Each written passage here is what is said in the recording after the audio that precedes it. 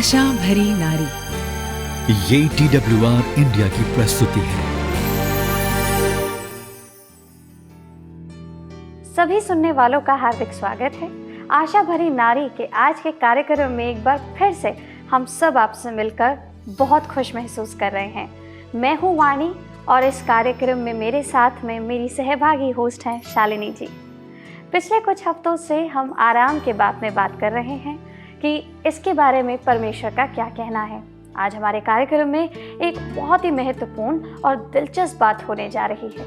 हम आराम और भरोसे के बारे में बात करने जा रहे हैं। शालिनी जी, इस कार्यक्रम के शुरू होने से पहले जो बात हम कर रहे थे, क्या आप उसी बात को हमारे दर्शकों के साथ साझा करना चाहेंगे? जी हाँ, बिल्कुल। तो सुनिए, कुछ दिन पहले मैं विमान द्वारा मुंबई गई थी। हमेशा की तरह मैं पढ़ने के लिए एक किताब और सोने के लिए एक गर्दन में लगाने वाला एक तकिया लेकर गई थी। यह एक सामान्य सी उड़ान थी। विमान ने सुचारू रूप से उड़ान भरी। इसमें बहुत सारा अधिक भीड़ नहीं थी। मैंने थोड़ी देर के लिए सोने का फैसला किया, इसलिए मैंने अपनी किताब एक तरफ रख दी और खुद को आरामदेह किया। और फिर क्या हुआ? अचानक विमान बहुत तेज़ी से हिला। पायलट ने स्पीकर पे आके कहा कि वायुमंडल के गड़बड़ी के कारण हम ऐसा अनुभव कर रहे हैं। हमें अपनी सीट बेल्ट बांध के अपनी सीट पे ही बैठे रहना है। ओहो, तो ये चीज़ तो सबसे ज़्यादा परेशान करने वाली होती है और मुझे सच बताऊं बहुत नफरत है इस चीज़ से। हाँ जी, बिल्कुल। लेकिन ये कुछ 1 या 2 मिनट तक हुआ। उसके बाद सब कुछ शांत हो चुका था। लेकिन जब मैं घर पहुंची तो मैंने सोचा कि मैंने कितनी बार विमान यात्रा की है। मैं तो बस उसमें इस विश्वास के साथ बैठ जाती थी कि विमान आराम से उड़ान भरेगा और मुझे सुरक्षित रूप से ले जाएगा। एक बार भी मेरी नींद इस सच्चाई से नहीं टूटी कि मैं ज़मीन से हज़ारों फीट ऊपर हूँ और कभी भी कुछ भी हो सकता है। तो शालिनी जी, जब विमान चल रहा था, या हम कह सकते हैं जब विमान उड़ रहा था और आपने ये सब सुना, तो उस समय आपके दिमाग में क्या चल रहा था? मैं बिल्कुल घबरा गई थी। यह अभी भी वही विमान था, वही पायलट था, लेकिन मैंने महसूस किया कि मैं नियंत्रण में नहीं हूँ। आपने बिल्कुल सही बात करी। नियंत्रण बहुत आवश्यक है और ये बहुत सच बात है, क्योंकि नियंत्रण खोना शायद वही है जो हमें आराम और मन की शांति का अनुभव करने से रोकता है। जी बिल्कुल। और मुझे इस बात ने याद दिलाया कि मेरे जीवन में भी कुछ गड़बड़ियाँ या जीवन में अशांति हो सकती है। कुछ ऐसा होगा जिसकी हम कभी कल्पना भी नहीं कर सकते, जो वास्तव में मेरी दुनिया को पलट के रख सकता है। सच तो ये है कि मैं कुछ भी करूं, कुछ फ़र्क नहीं पड़ता, क्योंकि मैं इसे होने से रोक ही नहीं सकती। लेकिन मैं परमेश्वर पर भरोसा करना चुन सकती हूँ और मुझे सुरक्षा तक पहुँचाने के लिए उसे अपना संचालन करने दे सकती हूँ। हमें ये सुंदर दृष्टांत बताने के लिए और एक इतना अनमोल पाठ सिखाने के लिए और दर्शकों के साथ साझा करने के लिए धन्यवाद शालिनी जी। अब जब हमने हवाई जहाज़ की बात करी है, अब जब भी हम हवाई जहाज़ में बैठेंगे तो हमें हमेशा याद रहेगा कि अपनी मंजिल तक पहुंचने के लिए हमें वास्तव में विमान, वायु गति के नियमों और पायलट पर भरोसा करना कितना आवश्यक है। हाँ बिल्कुल, और परमेश्वर को मत भूलना। आप बिल्कुल सही कह रहे हैं। हमारी लगातार बढ़ती हुई दुनिया में हम में से कुछ लोग सही अर्थ में शायद कभी कभी काम से आज़ाद, ऑफ द क्लॉक होते हैं। स्मार्टफोन, जी हाँ, स्मार्टफोन हमें ईमेल, कार्यसूचियों और उन सभी सूचनाओं के बारे में सचेत करते हैं जो हम काम पर नहीं होने से नहीं कर पाते हैं। शालिनी जी, क्या आपको याद है स्मार्टफोन से पहले का वो जो समय था? हाँ जी, बिल्कुल याद है। ऑफिस में काम छूट सकता था। घर और काम के बीच एक स्पष्ट अंतर था। घर आराम करने का स्थान था, जबकि कार्यालय सिर्फ काम का स्थान था। अब तो हमारी कार्यसूची हर बढ़ते महीने के साथ साथ बढ़ती ही जा रही है। हमारे बच्चों की गतिविधियाँ, चर्च के कार्यक्रम, कार्य परियोजनाएं, जन्मदिन की पार्टियाँ और अब तो गर्मी की छुट्टियाँ भी हैं। आपने बिल्कुल सही बात की और दर्शाया है शालिनी जी।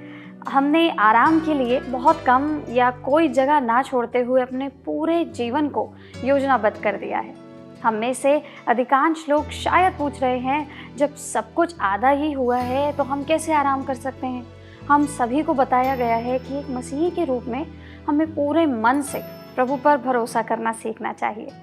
लेकिन मुझे यकीन है कि हम सभी को हर दिन ऐसा करना बहुत मुश्किल लगता है। जी हाँ, बिल्कुल। अगर आप भरोसे की बात कर रही हैं तो यहाँ पे मैं एक सबक साझा करना चाहूँगी जो मैंने इस सप्ताह सीखा है। जी हाँ, आप हमें तुरंत बताइए। आप तो जानती हैं कि मैं तैराकी सीख रही हूँ। जी, मुझे आपने पहले बताया था। अच्छा, तो शुरू में अपने पैरों को फर्श से उठाने में मुझे बहुत डर लगता था। मुझे अपने डर को छोड़ने में और अपने शरीर को तैरने के लिए भरोसा करना सीखने के लिए कई दिन लगे और कई प्रयास भी करने पड़े। पानी अनजान हो सकता है, लेकिन जब आप आराम करना और भरोसा करना सीखते हैं तो पानी वास्तव में तैरने की हमारी क्षमता का समर्थन करने में सक्षम होता है। अरे वाह, ये तो काफ़ी अलग और दिलचस्प विचार है। एक और पहलू है जिसने मुझे वास्तव में प्रभावित किया है, वो थी कोच की भूमिका। कोच ने हम में से प्रत्येक के साथ समय व्यतीत किया, हमारे सिर पानी के नीचे रखती, तैरना सीखने के लिए हमारी बाहों का उपयोग करने का अभ्यास करवाती। कभी हमें वह अपनी पीठ के बल पलटने के लिए कहती और हमें आराम करने और शांत रहने के लिए कहती।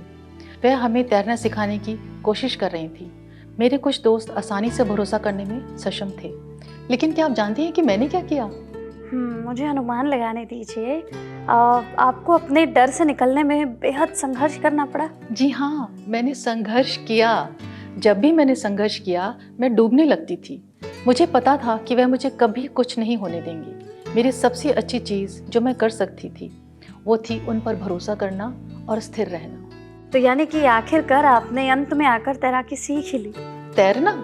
अरे सप्ताह के अंत में मैं गहरे पानी में गोते लगा रही थी। अरे ये तो कमाल ही हो गया, क्योंकि आज मुझे ऐसा महसूस हो रहा है कि सच में जाने देना वास्तव में कई बार मदद कर देता है।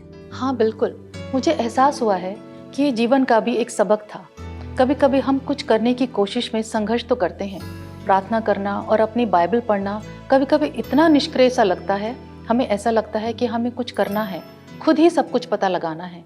लेकिन कभी कभी आगे बढ़ने के लिए हमें प्रार्थना करने, परमेश्वर के वचन को खोजने और सब कुछ परमेश्वर के हाथ में छोड़ देने की आवश्यकता होती है। हमें विश्वास करने की आवश्यकता होती है कि परमेश्वर हमें हर समय संभालते हैं। आपने बिल्कुल सही बात कही शालिनी जी। ये बात मुझे भजन संहिता 23 की याद दिलाता है, जब परमेश्वर स्वयं को अच्छा चरवाहा कहते हैं। शालिनी जी, आप इस बात को जानते हैं कि जब भी मैं भजन संहिता 23 पर मनन करती हूँ या उसे पढ़ती हूँ तो मैं अक्सर इन चीज़ों की कल्पना करने लगती हूँ, जैसे रोएदार सफ़ेद भेड़, कोमल कोमल हरी हरी झाड़ियाँ, या फिर हम कह सकते हैं झरने जो कि बहुत ही शीतल, बहुत ही ताज़ा झरने होते हैं। ये सारी बातें और एक चरवाहे को मैं कल्पना में देखती हूँ, क्योंकि उस भजन में हम अक्सर यही सारी चीज़ें प्रभु के बारे में पढ़ते हैं। और ये भजन मुझे केवल कुछ पलों के लिए शांत करता है, लेकिन फिर वास्तविकता अस्थायी रूप से शांति के माध्यम से कहीं ना कहीं घुसी जाती है। बिल्कुल वाणी, लेकिन वास्तविक दुनिया हमें ये याद दिलाती है कि हम चरगाह की भेड़ें नहीं हैं। वास्तविक दुनिया में हमारे पास आराम करने के लिए समय ही नहीं है। बच्चों को स्कूल जाना पड़ता है, ट्यूशन पढ़ना और खेल अभ्यास करना पड़ता है। महिलाओं को रात का खाना बनाना पड़ता है, मीटिंग सभाओं की तैयारी करनी पड़ती है, पारिवारिक प्रतिबद्धताओं को पूरा करना होता है। एक लंबे दिन के अंत में हम आराम करने के लिए बहुत थके हुए होते हैं। तो आराम कैसे विश्वास से संबंधित है? यह बिल्कुल सही प्रश्न है शालिनी जी। भजन संहिता 23 में प्रभु आराम करने के एक आदर्श के रूप में चित्रित है, लेकिन यहाँ महत्वपूर्ण है एक भेड़ के लेटने और आराम करने के लिए भोजन और पानी आसानी से उपलब्ध होना चाहिए। जी हाँ, हिंसक जानवरों और परजीवियों से उनकी सुरक्षा होनी चाहिए और भेड़ों को भरोसा होना चाहिए कि उनकी ज़रूरतें पूरी होंगी। भेड़ के लिए लेटना और आराम करना लगभग असंभव है जब तक कि उन्हें विश्वास ना हो कि उनका चरवाहा उनकी परवाह करता है। और इसी में मैं जोड़ना चाहूँगी शालिनी जी, इसीलिए जब भेड़ें अपने चरवाहे पर भरोसा करने में सक्षम हो जाती हैं तो वे आराम करने में भी सक्षम हो जाती हैं, और इसका परिणाम एक स्वस्थ, उपयोगी और खुशहाल झुंड होगा। आमीन। लेकिन कितनी बार हमने महसूस किया है कि हम अपना जीवन लगातार बाहरी चेतावनी की स्थिति में जी रहे हैं। हम अक्सर दुनिया की तेज़ रफ्तार, कभी समाप्त न होने वाली कामों की सूची और हम हमारे परिवार को खुश करने के लिए आवश्यक सभी चीज़ों को दोष देते हैं, भले ही वह खुशी केवल एक पल के लिए ही क्यों ना हो। हम अपनी थकावट को सम्मान का चिन्ह मानते हैं। हम इस बात पर गर्व करते हैं कि हम कितनी ही मेहनत करते हैं, क्योंकि हमारे प्रयास में हमें अपना मूल्य और अपनी मान्यता मिलती है। तो अब प्रश्न ये उठता है कि आराम का विश्वास से क्या लेना देना है, क्या संबंध है? वास्तविकता यह है कि हम आराम नहीं कर सकते क्योंकि हमें चरवाहे पर भरोसा नहीं है। हमें विश्वास नहीं है कि उसके मन में हमारे लिए कोई हित है या नहीं। अगर है तो हमें विश्वास नहीं है कि वह वास्तव में हमारी देखभाल कर सकता है या नहीं। सबसे खास बात यह है कि हमने खुद को आश्वस्त कर लिया है कि केवल हम ही सही कर सकते हैं। हम मानते हैं कि शांति, आनंद, मूल्य और मान्यता केवल प्रयास, कड़ी मेहनत, कौशल और धैर्य के माध्यम से प्राप्त होती है। जी हाँ, बिल्कुल। और ये सप्ताह ये याद रखने का समय है कि चरवाहा हमारे साथ चरागाह में है। वह हमें हिंसक जानवरों से बचाता भी है और हमें नरम घास और शांत झरनों के चरागाहों में ले जाता है, जिन जगहों पर हम आराम कर सकते हैं। बिल्कुल सही बात। और परमेश्वर जानता है कि हमें क्या चाहिए, कब चाहिए। परमेश्वर प्रेम है, परमेश्वर शांति है, परमेश्वर अच्छा चरवाहा है। ये सच है वानी कि हमें काम करने के लिए बनाया गया है, लेकिन यह भी सच है कि हमें आराम करने के लिए भी बनाया गया है। और हमारे आराम में हमें फिर से याद दिलाया जाता है कि हम एक ऐसे ईश्वर की सेवा करते हैं जो हमेशा यह सब करवाता है, तब भी जब हम नहीं कर सकते। शालिनी जी, हम एक ऐसी दुनिया में रहते हैं जहां विश्वास हासिल किया जाना चाहिए और लगता है ये बहुत कम है। परंतु सुलेमान, प्रसिद्ध राजा जिसने नीति वचन लिखा था, जानता था कि भरोसा ठीक वही है जहां से हमें आरंभ करना चाहिए। नीति वचन 3:5 हमें यह सिखाता है, अपने पूरे मन से परमेश्वर पर विश्वास करना और अपनी बुद्धि का सहारा मत लेना। हमें से अधिकांश लोगों ने निराशाओं का सामना किया है, जिन्होंने हमें सिखाया है कि हम केवल खुद पर निर्भर रह सकते हैं। परंतु यह जीवन जीना जिसके लिए परमेश्वर ने हमें बुलाया है, इसका अर्थ यह सीखना है कि हमें परमेश्वर की समझ में विश्वास करना है। लेकिन कभी कभी उस पर इस तरह पूरी तरह से भरोसा करना कठिन हो सकता है। इसलिए प्रत्येक दिन हमें सचेत रूप से अपनी योजनाओं और अपेक्षाओं को अलग रखना चाहिए और उसकी योजनाओं के प्रति समर्पण करना चाहिए। अगर हमें ऐसा नहीं लगता कि हम उस पर भरोसा कर सकते हैं तो क्या होगा? यहीं से परमेश्वर के प्रति समर्पण आता है। हमें उस पर अपने आप को निर्भर रखने के लिए ज़रूरी है। हमें उस पर निर्भर रहने के लिए वचनबद्धता से अधिक की आवश्यकता है। हमें उस पर निर्भरता को दिखाने के लिए उसे पुकारने की ज़रूरत है। नीति वचन 3:6 कहता है, उसी को स्मरण करके सब काम करना, तब वे तेरे मार्ग को सीधा करेगा। जब हम प्रार्थना करते हैं तो हम स्वीकार करते हैं कि उसके तरीके हमारे तरीकों से कहीं बढ़कर और कहीं ऊंचे हैं। हम दिखाते हैं कि हम अपनी परेशानियों, बोझों और अपने सपनों को उसके सक्षम हाथों में छोड़ रहे हैं। वास्तव में बाइबल वादा करती है कि जब हम प्रार्थना में उसके पास पहुंचते हैं तो वह हमें सुनता है। जैसा कि भजन संहिता 55:17 में लिखा है, मैं सांझ, भोर और दोपहर को संकट में दुहाई देता हूँ और वो मेरा शब्द सुनता है। बिल्कुल सही वाणी। अपनी पुस्तक रिफ्लेक्शंस ऑफ गॉड्स ग्लोरी में कोरी टेन बोम अपने हाथों में एक बैंगनी कपड़े की बात करती हैं, जिसमें सैकड़ों तार गांठों में एक साथ बंधे हुए हैं और ये गांठें पूरे कपड़े में हैं। ये पूरी तरह से बहुत ही भद्दा और बेतरतीब दिखता है। जब कोरी बच्चों को ये दिखाती है, वे कपड़े के नीचे की तरफ देखकर डिज़ाइन को समझने में सक्षम नहीं होते, पर भ्रम और निराशा व्यक्त करते हैं। कोरी मुस्कुराती हैं और कहती हैं, पूरा मुद्दा यही है। वे बताती हैं कि हमारी दृष्टि सीमित थी और इसलिए हमारी समझ भी सीमित थी कि परमेश्वर हमारे जीवन में क्या कर सकते हैं, और यही कारण है कि हमने उससे एक सवाल किया। फिर कोरी ने धीरे धीरे बैंगनी रंग की उलझी हुई गंदी सी परत को पलट दिया। बच्चों को ये देखकर बहुत आश्चर्य हुआ कि अब उनके सामने एक सुंदर डिज़ाइन वाला कपड़ा दिखाई दे रहा था, बहुरंगी गहनों के साथ सोने का मुकुट। अपने चेहरे पर मुस्कान के साथ कोरी ने बच्चों की ओर देखा और कहा, परमेश्वर भी यही देखता है, अपने दृष्टिकोण से एक उत्तम रचना। वाह, ये कितनी सुंदर बात है जो आज आपने मुझसे और दर्शकों से साझा करी है। और निश्चित रूप से जब आप ये बात कर रही थी तो मैं कल्पना कर पा रही थी कि परमेश्वर की सच में उत्तम रचना, ये कहूँ सबसे उत्तम रचना हम हैं। और एक बार फिर से आपका धन्यवाद कि आपने ये हमसे साझा किया। मैं कोरी के बारे में आपको एक दिलचस्प बात बताती हूँ। वह एक डच निवासी थी। उन्होंने अपने पिता और परिवार के अन्य सदस्यों के साथ द्वितीय विश्व युद्ध के दौरान कई यहूदियों को नाजी विनाश से बचने में मदद की थी। पर अंततः उनके बारे में जब पता चल गया और उसके साथ उनके कार्यों के लिए उनको कैद कर लिया गया, उसने बहुत ही भयंकर दिनों का सामना किया होगा, लेकिन वह यह जानकर आराम से थी कि उसका परमेश्वर उस पर नज़र रख रहा है। कितनी अद्भुत गवाही है। मेरी प्रिय आशा भरी नारियों, कभी कभी हमें आश्चर्य होता है कि जब हम लंबे समय तक प्रार्थना करते हैं तो परमेश्वर हमारी प्रार्थनाओं का जवाब क्यों नहीं देते हैं? ऐसा लगता है कि कोई जवाब नहीं है।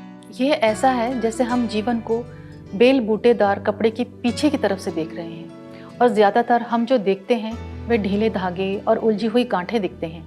कभी कभी टेपेस्ट्री के माध्यम से परमेश्वर का प्रकाश चमकता है और हमें डिज़ाइन की एक झलक देखने को मिलती है जिसमें परमेश्वर अस्तित्व के अंधेरे और रोशनी के साथ बुनाई कर रहे होते हैं। जब हम कठिन समय से गुजर रहे होते हैं तो हमें याद रखना चाहिए कि वह समय हमारी पहेली का सिर्फ एक छोटा सा टुकड़ा है जिसके बिना हम पूरे नहीं होंगे। हमें आकार देने और हमारे खास व्यक्तिगत पथों पर हमारा मार्गदर्शन करने के लिए अच्छे और बुरे, आसान और कठिन सभी टुकड़ों की आवश्यकता होती है। हमें कुछ देर के लिए बेआराम होना पड़ सकता है, हमें कुछ अनचाहे तूफानों का सामना करना पड़ सकता है, लेकिन मैं आपको गारंटी देती हूँ कि कठिनाई का यह समय कभी भी व्यर्थ नहीं जाएगा। बिल्कुल सही बात है। हम अनिश्चितता के समय में सीखते हैं। हम नियंत्रण करने की अपनी आवश्यकता को छोड़ना सीखते हैं और परमेश्वर को बागडोर संभालने देते हैं। उसके पास नीचे देखने और हमारी पूरी काल रेखा यानी कि हम कह सकते हैं हमारी टाइमलाइन को शुरू से अंत तक देखने की एक चमत्कारी क्षमता है। वह एक ही बार में पूरी पहेली देख लेता है। हम केवल एक छोटा सा टुकड़ा देखते हैं जिस पर हम अटके हुए प्रतीत होते हैं। वह ठीक देखता है कि वह टुकड़ा कहाँ का है और यही कारण है कि हम अपने पूरे दिल से प्रभु पर भरोसा कर सकते हैं। वह हर दिन हमारी परवाह करता है। जो हमें फलने फूलने के लिए चाहिए वह हमें वो दे देता है। वो हमें आशीर्वाद के बाद भी आशीर्वाद देता रहता है। जी हाँ, बिल्कुल। जैसे कि मत्ती 11 उसके 28 और 29 पद में ये लिखा है, यीशु हमें एक गहरे विश्राम के लिए आमंत्रित करता है। हे सब थके हुए और बोझ से दबे लोगों, मेरे पास आओ और मैं तुम्हें विश्राम दूंगा। मेरा जुआ अपने ऊपर ले लो और मुझसे सीखो क्योंकि मैं नम्र और मन में दीन हूँ और तुम अपने मन में विश्राम पाओगे। आत्मविश्राम किसी भी अन्य प्रकार के विश्राम से अधिक गहरा है। आत्मविश्राम इसकी जड़ें अडिग हैं और ये तब आता है जब हम परमेश्वर पर पूरा विश्वास करना सीख जाते हैं। आपने बिल्कुल सही बात कही शालिनी जी। जब हम यीशु को अपने जीवन का प्रभु घोषित करते हैं तो हम में कुछ बदल जाता है। जब हम ऐसा सोचते हैं और ऐसे जीते हैं जैसे वह हमारे पूर्ण विश्वास के योग्य है तो हम उस आत्मविश्वास का अनुभव करना शुरू कर देते हैं जो हमें परमेश्वर प्रदान करता है। कभी कभी हम जीवन में उसे अपना विश्राम होने के उसके प्रस्ताव को भूल जाते हैं। वह आराम करने के लिए और हमारी यात्रा को जारी रखने के लिए, नए सिरे से ताकत पाने के लिए हमारी सुरक्षित जगह है, एक दृढ़ जगह है। हमें अपनी स्थितियों के बारे में लगातार सोचने के बजाय, यह पता लगाने की कोशिश करने की बजाय कि आगे क्या करना है और मुद्दों को कैसे हल करना है, हमें रुकना चाहिए, ब्रेक लेना चाहिए और यीशु को अपना आराम बनने देने की एक कोशिश करनी चाहिए। यह भरोसा और विश्वास करते हुए कि वह हमारे भले के लिए सब चीज़ों को पूरा कर रहा है। जी हाँ, रुकने के लिए समय निकालने, शांत रहने और अपने पैरों को थोड़ा आराम देने के बजाय हम बस बढ़ते ही जाते हैं। आज यीशु हम सभी को उसके पास आने के लिए आमंत्रित करते हैं। जो चिंतित और बोझिल महसूस करते हैं, उन सब चीज़ों से आराम देने के लिए जो कुछ भी हमें अभिभूत, थका हुआ और दोषी महसूस कराती है, यह वह आराम है जिसके हमारी आत्मा को लालसा है। दर्शकों, आज हमसे जुड़ने के लिए आपका दिल से धन्यवाद। हमारी प्रार्थना है कि आप यह जानकर धन्य होंगे कि वह हमसे प्रेम करता है, हमारी देखभाल करता है और हमें परमेश्वर सुरक्षित रखता है, न केवल पृथ्वी पर बल्कि अनंत काल के लिए। अगर आपको आज का ये कार्यक्रम पसंद आया हो तो स्क्रीन पर आ रहे नंबर पर हमें मिस कॉल ज़रूर दीजिए। हम अगले हफ्ते इसी वक्त इसी समय आपसे फिर से मुलाकात करेंगे। तब तक के लिए प्रभु आपको आशीष दे।